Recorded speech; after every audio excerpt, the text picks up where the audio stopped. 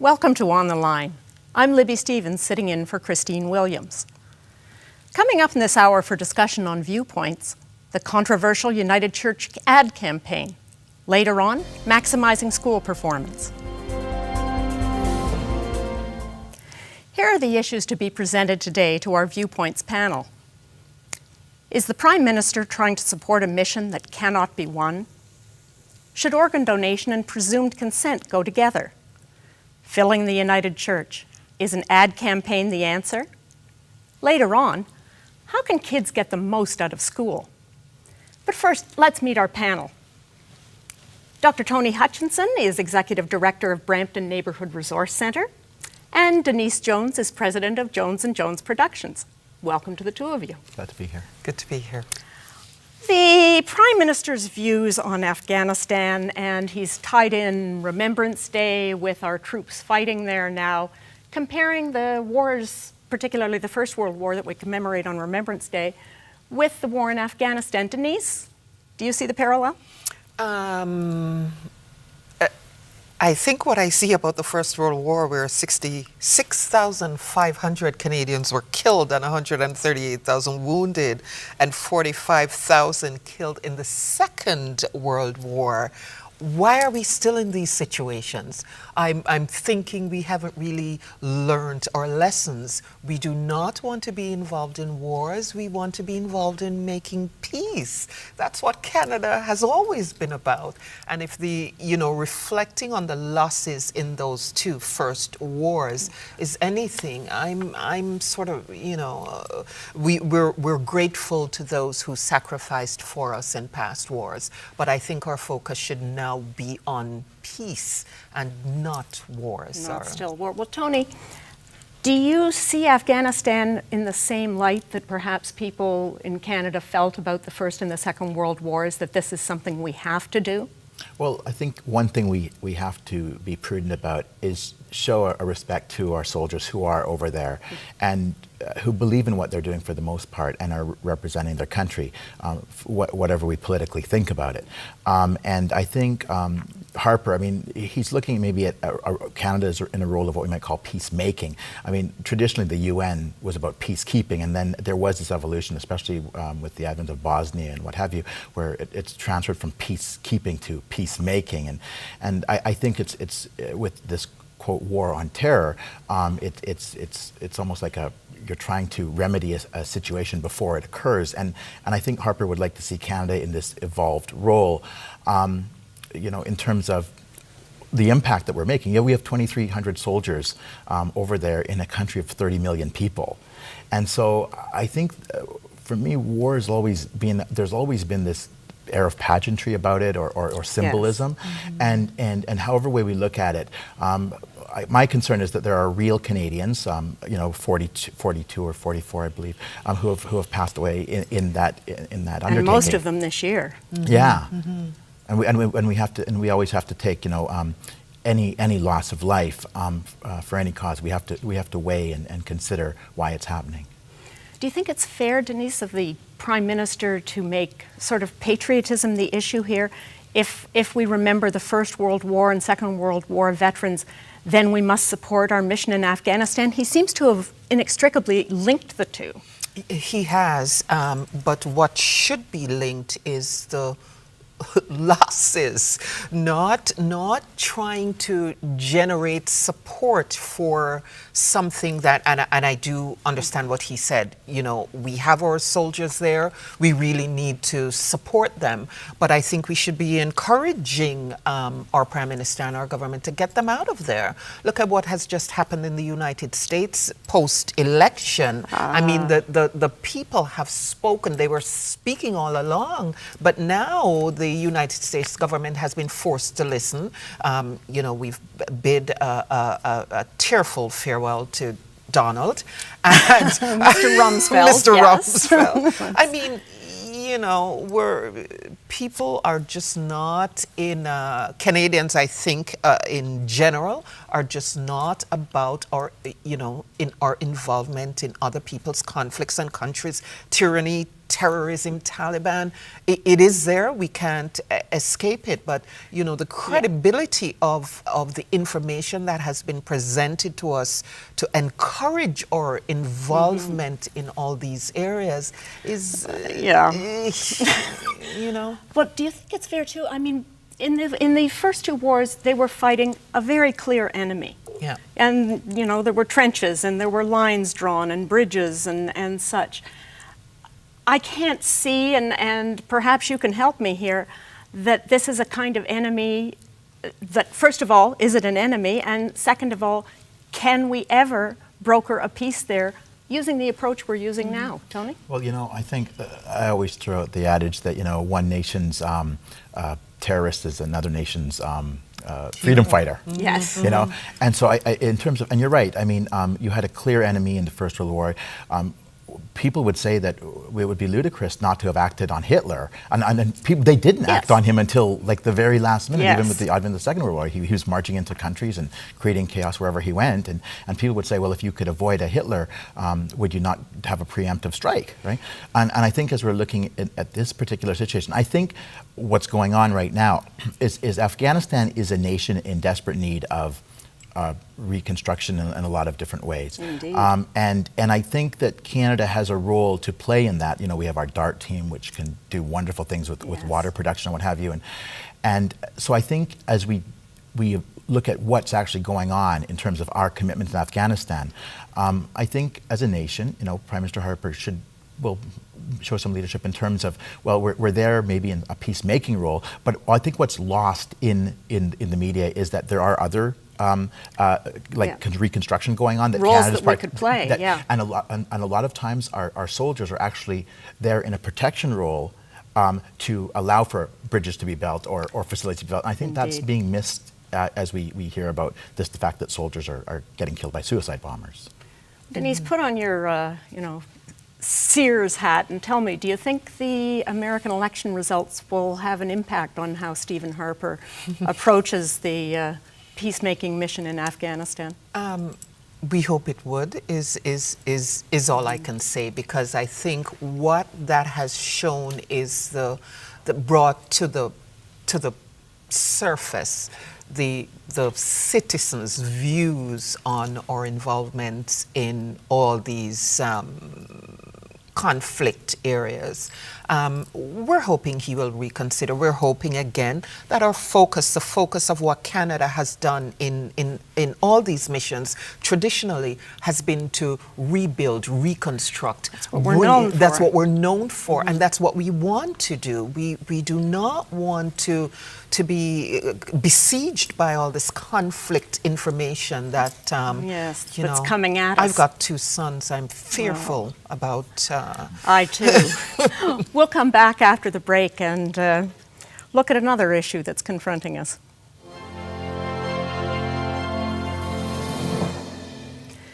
This week, Ontario Health Minister George Smitherman said he was comfortable with the idea of presumed consent for organ donation. That would be unless you have specifically said you do not want your organs donated, they would be automatically. But he says that he needs to consult Ontarians more on the topic, that this is fraught with certain difficulties.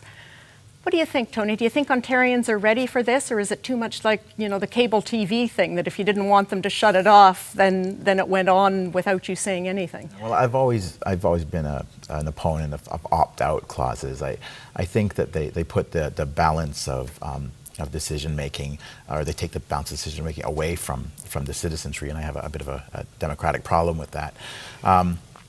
But you know, I look at, you know, this whole debate, and if you look at what's actually going on with organ donations are increasing right now anyway, and I don't really think there's a need to move towards this presumed consent, if you will. It sounds like a Harrison Ford movie, actually. But you know, when you look at the whole issue of like, it's an ethical debate, and I think we wouldn't even be having this debate if we didn't have the technology. And whenever we have technology, it creates these ethical. We want to use it. Yeah, we want to use it. Yeah. And so, you know, Mike, one of the things that's been raised is, you know, what happens? How do we determine death? What happens if a person's in a coma? and if you pulled the plug, and how do you know they're not going to come out of that coma, and then they didn't fill in the opt-out, and then you take their organs. So there's some issues that need to be addressed. Certainly those are ones that would have to be looked at, is what is death nowadays. It used to be simple. They stopped breathing and their hearts stopped beating, but we've learned it's an awful lot more since then. Denise, what about you? Well, my only concern, how do you opt out ahead of time? How is that going to work? If you have to say no to it, at what time do you do that? When you fill your organ non-donation card in, or on the way in the ambulance to the hospital, or whatever. I actually support Dave Levac, a private members bill, about really introducing the whole discussion about organ donation in schools, starting earlier, raising the conversation with all of us. The only time the discussion comes up, my children talk about it, is if it's raised at home. There's really no place where they're reached with this information, and I think that's what we need to do more. That will sort of support the the contributions. I mean, 1,700 people are awaiting transplants, they say right now, and I do understand the challenges that those families are facing. But that's the issue. I mean, it's great to talk theoretically about it, but you mentioned you have two sons. What if one of them needs a transplant desperately? Something vital, a kidney, lungs, heart. Yes. I'm if they want to take my corneas, I don't care if they have consent or not. I certainly won't be needing them.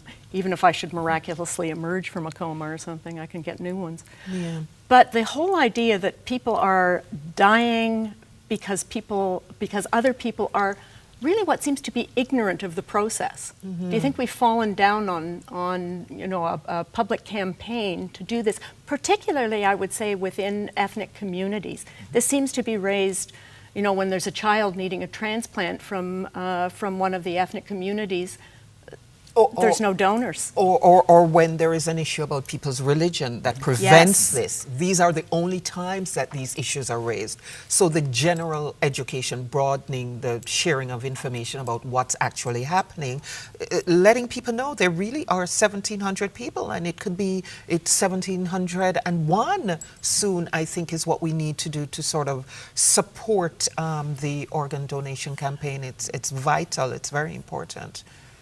How would you feel personally, Tony? Well, yeah, and I think you need to look at things personally at a philosophical level. I would say that there are some places in some countries where they harvest organs illegally, and people are killed for their organs. We've certainly read about those and made political issues of them. Yeah, and I think this creates a kind of a misnomer in terms of how we're really treating it. But I think that if you're going to be that person who fills in an opt-out clause, is there going to be an evaluation on, what kind of person are you?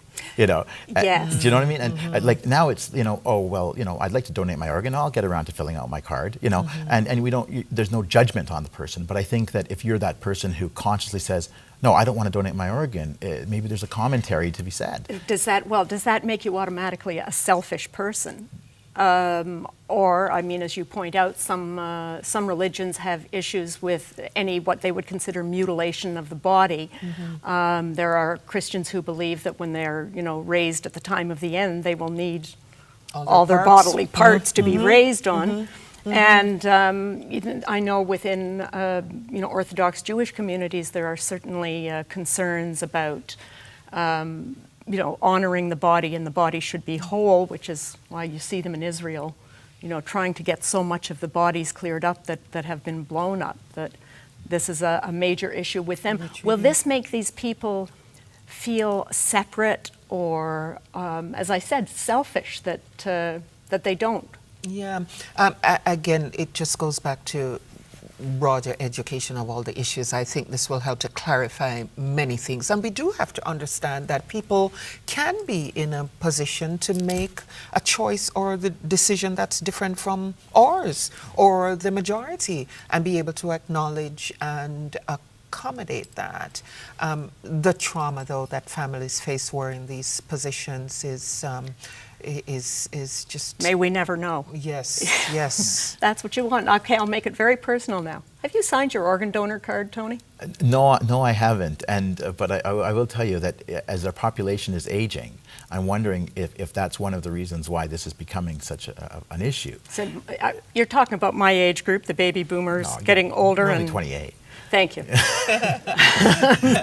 that this, because so many of us will be dying in a big sort of lump, if that isn't rather unattractive. Liver disease or heart disease, and we want to have organs available. Yeah. Mm-hmm. That okay, and Denise? I did, yes. Everything or just specifics? Some specifics, yes. It's very troubling because I did that after I read Coma. Yes, which made me think every time you have to renew that. But yeah, there are many issues surrounding it and surrounding your decision. But I do understand the need for contributing in that way. But both of you would prefer to see it left to be a voluntary opt-in rather than a presumed opt-in if you don't take active steps to opt out. It needs to remain my decision, and needs to remain my decision to change my mind. I would say private decision too. Yes, this absolutely. isn't something that should be on billboards. Yeah. So you would agree with the Minister of Health, Mr. Smitherman, that Ontarians need some time to talk about this amongst themselves before they're ready to take a big leap like that. Yes, I do. Okay. Well, thanks very much. We'll go to commercial now.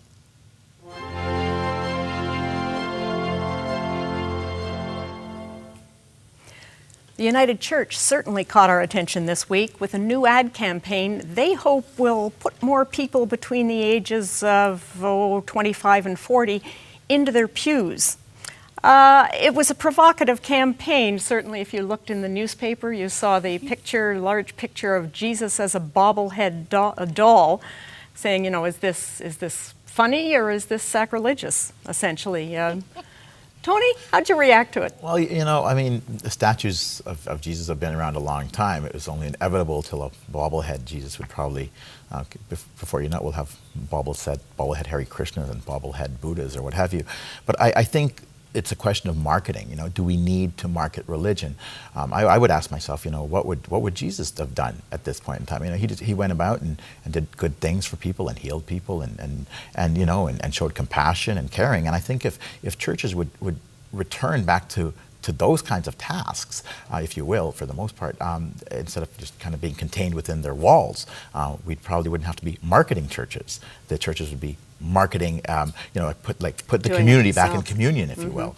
And I think that's something that the churches need to look at and say, is it about marketing or is it just about fulfilling the mandate that they were set out to fulfill? I lead up a major human service organization in Brampton, and it was founded on churches, as were a lot of charities. Of course. And then I guess over time, before I took it over, it became just completely secularized. And so I would argue that churches need to be reconnected back to the community agencies from which they evolved. And what about you, Denise? Are you comfortable with using that kind of cutting-edge humor, speaking on behalf of a Christian denomination? Yeah, I think we should be out there telling people the good that we're doing, making people understand what the role of the church is, and trying to counteract the 80% of people in Canada, they say, do believe in God, some divine being, but Environics suggested that people think churches are judgmental, arrogant, and unwilling to listen. Yes. And that is the perception of the churches. We need to reduce that. I am fine with Jesus in that big chair, red chair beside the Christmas tree. Oh, that one where he was in place of Santa with the child on his knee saying, would you still take your child if we remembered what Christmas was really about? Exactly, the reason for the season. I am totally with that kind of marketing and promotion of the goodness that we generally are about. Yeah, I don't have a problem with that. I think, the United Church seems to have lost, as the evangelical churches have certainly increased their profile and increased their congregations enormously, the sort of center of the road social gospel of the United Church seems to have gotten lost in the hubbub. And do you think, especially using the internet, which they are doing for this, they've now got the wondercafe.ca that you can join in discussion boards with. Do you think this has a good shot at forming community that could relate to the United Church, beliefs and programs? I don't know if it necessarily means relating to the United Church's beliefs and programs, but it does spread the word of the Christian religion, which is what they're about, and I think that will have significant impact. I mean, I've been in Ghana, in some of outside Accra, the capital, and there are these kids running around who are giving me their email addresses, and I've been communicating with them. So the potential for spreading the word, whichever your word is, online is tremendous, and that just opens the door to just sharing, Now, I noticed one of their ads is, tackling the subject of gay marriage and 2 grooms on top of a wedding cake, which is actually something I'm getting tired of the sight of, but nobody seemed to point to the fact that it was an interracial couple as well. That seems to have totally gone over everybody's heads. What do you think this says about us? Well, I'm still trying to picture Jesus with a BlackBerry, but I mean, as we look at this, I think that there's a difference between religion and there's a difference between the Bible, and I think if people would actually read their Bibles, they would get some of the answers that are very clear and transparent in what I consider to be the Word of God. So I think that we can create religions, we can create marketing strategies to sell things. I work with some of the highest risk youth in the city of Toronto, and I remember a pastor who I work with. When I first met him, he was going in there and he would just read the Bible to these really, what I would consider hardcore kids. And I go, that's exciting. And I thought, whoa, what's he doing? That's not going to work, because I thought I had all the answers. But that's what I do every Sunday. I just go in there and for 20 minutes, I just read the Bible to them, and I'll tell you, they just listen and they love the Psalms, and it gives them a sense of peace. So maybe I think we don't really, we need to we second guess ourselves too much as to what the impact of just kind of getting back to the basics is, and we get so wrapped up in technology and bobbleheads. What about the fact that the United Church is spending $10.5 million on putting this out there? And there have been already letters to the editor and reactions online to that kind of expenditure in this day and age. What do you think, Denise? Is this money that you think could be better spent actually helping those who are in need? That's what their members have said.